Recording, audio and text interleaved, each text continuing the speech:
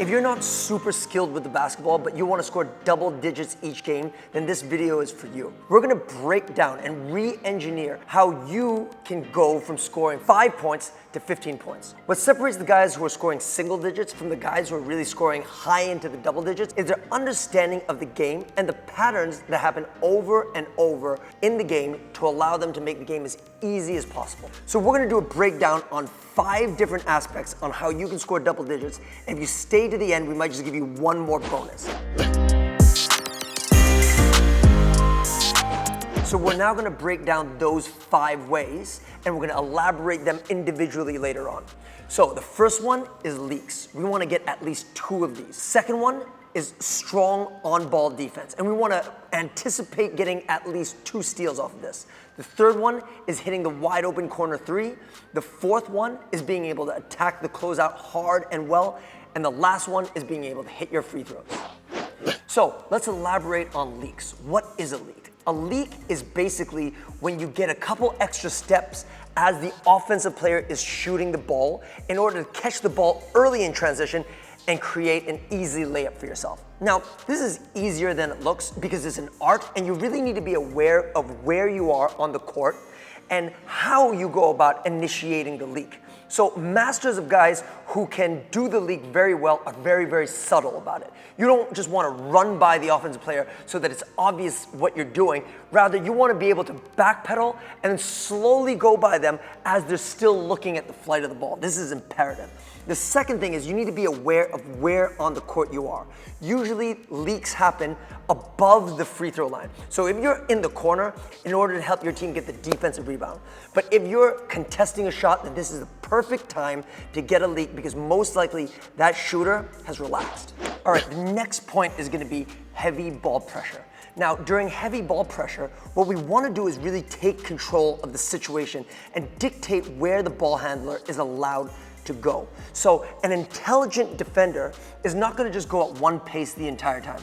Rather, he's going to mix up going hard and going fast, but also being able to slow down so that he becomes more unpredictable. He's also more deceptive in this case. We want to blend a lot of stunts, which is faking for the ball, and allowing the defender to maybe change hands and get an idea of how does this offensive player really want to dribble? What are their tendencies? Which hand do they like better? And once we are able to suss out this player, then it makes it a whole lot easier for us. As I mentioned, we want to be able to force them to throw bad passes, to create turnovers on their own without us really having to do anything.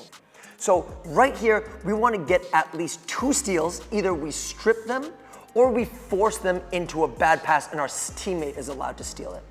Now, we just talked about leaks. How do we combine both of these together? Heavy ball pressure is always rewarded because if I can force that offensive player that I'm guarding to throw a bad pass and my teammate is able to strip it and anticipate the pass and steal it, and I run ahead, then I'm the one that most likely will get the wide open layup.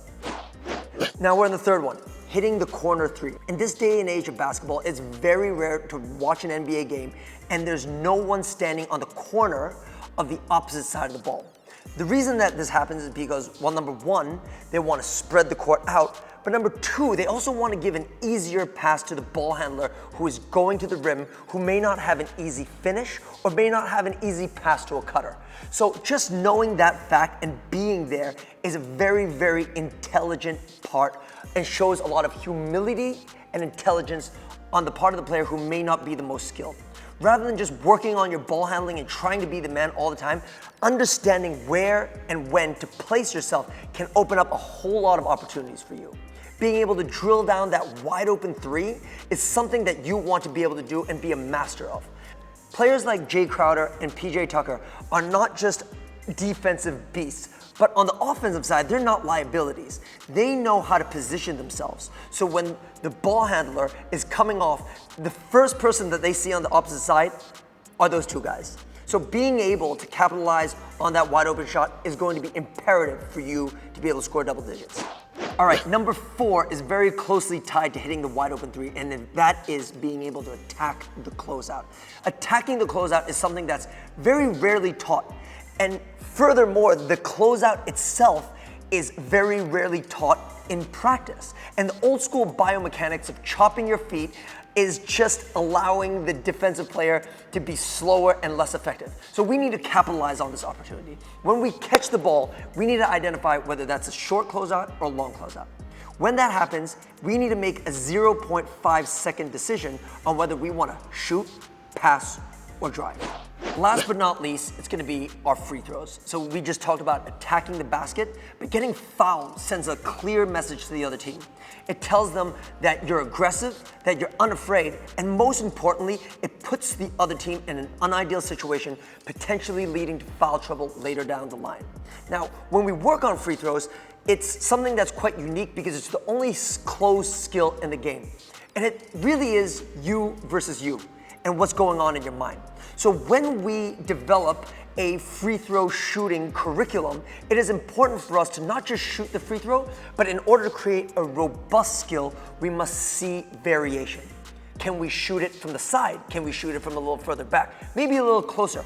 And how are you going to make it? Is it going to be a swish? Is it going to be front of the rim and then in? Is it going to be a bank? If we work on variation on a regular basis, this solidifies the skill in order to allow us to perform it when it comes game time. Bonus, as I promised, if you watch to the very end, I'm going to give you one more, and this may be the most important one, and that is crashing the offensive board hard. Now, statistically, this is going to give me a better opportunity to get the offensive rebound over my opponent if I push him toward the baseline and behind the backboard. Now, on the off chance that it is an air ball and it goes right into my opponent's hands, I still have a fighting chance to either hit the ball away or make life a little bit more difficult for them. Guys, I commend you for watching this video until the end. There's no sexy between the legs, behind the back, there's no 360 dunks or any flashy eye candy that you may see here. But what I can promise you is if you study this video and apply it, and most important, be aware of it on the court, this will bring you more scoring opportunities.